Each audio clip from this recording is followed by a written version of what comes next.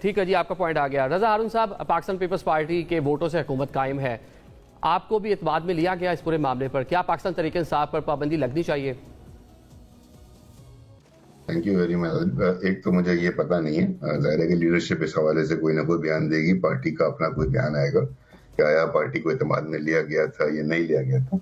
یہ تو آپ کو پارٹی کے اسپوکس پرسن اور پارٹی کے رہنما جو ہیں، چیئرمین صاحب ہیں، پریزیڈنٹ صاحب ہیں، یہ خود بتا سکیں گے ہمیں. جہاں تک آپ نے کہا کہ جی کسی جمہوری سیاسی پارٹی پہ جو پارلیمانی سیاست پہ یقین رکھتی ہو اور جسے عوام کے ووٹ بھی ملے ہوں، کیا اس پہ پابندی لگنی چاہیے؟ نہیں لگنی چاہیے.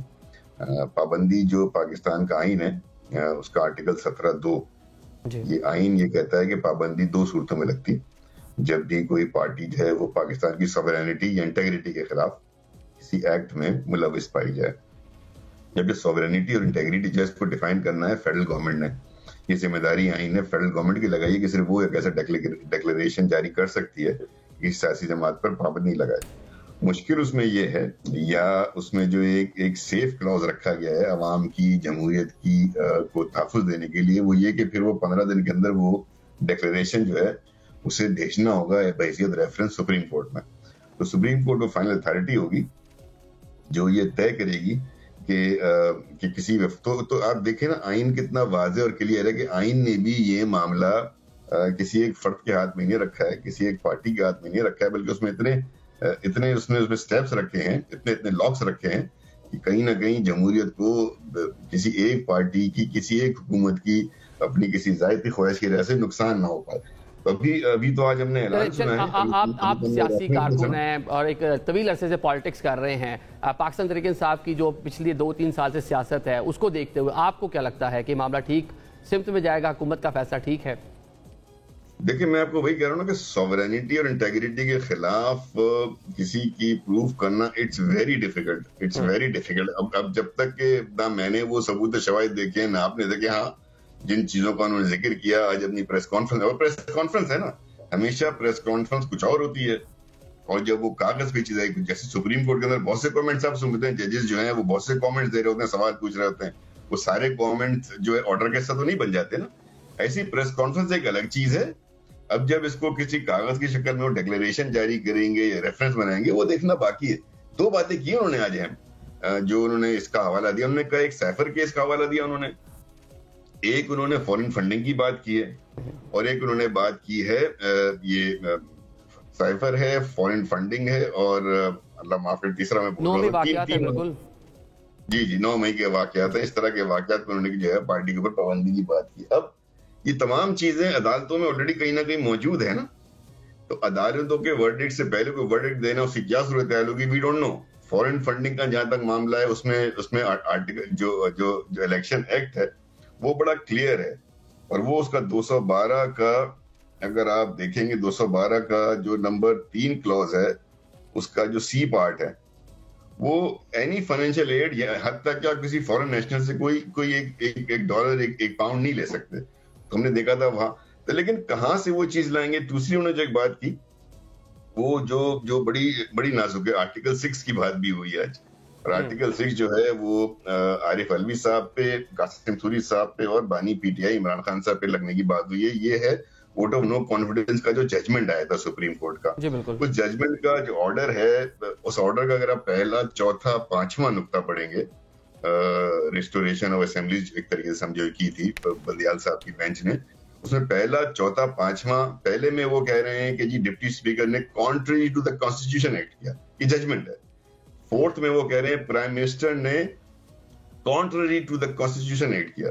5ویں میں وہ بتا رہے ہیں ججمنٹ میں، آرڈر میں، کہ پریزیڈنٹ نے بھی contrary to the constitution act کیا. اب کانٹری ٹو دا کانسٹیٹیوشن کی کو لے کر کے انہوں نے ان 3 کے خلاف آرٹیکل 6 کی بات کی، جبکہ آرٹیکل 6 جو ہے نا، اگر آپ آرٹیکل 6 پڑھیں گے اس کا 1 2 3 کلوز ہیں، تو بہت بڑا پینڈورا باکس کھلتا ہے. تو اللہ معاف کرے، بہت سیریس ایلیگیشنز ہیں، اس میں کوئی 2 رائے نہیں ہے.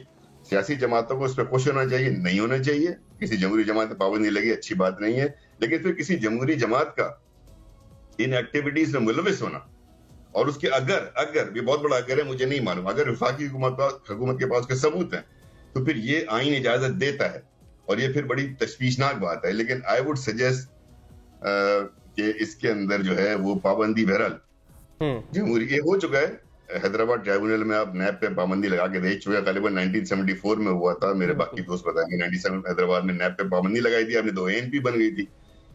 تو پابندی بھی آج ANP بھی کنڈیم کر رہی ہے اور کہہ رہی ہے کہ حکومت کو ایسا نہیں کرنا چاہیے. سینیٹر صاحب آپ سن رہے ہیں جو معاملات ہیں, اگر اس طرح چلتا ہے, فیصلہ ہو جاتا ہے کہ پاکستان تحریک انصاف پہ پابندی لگنی ہے, تو کیا آپشنز ہوں گے آپ کے پاس, کیا کریں گے؟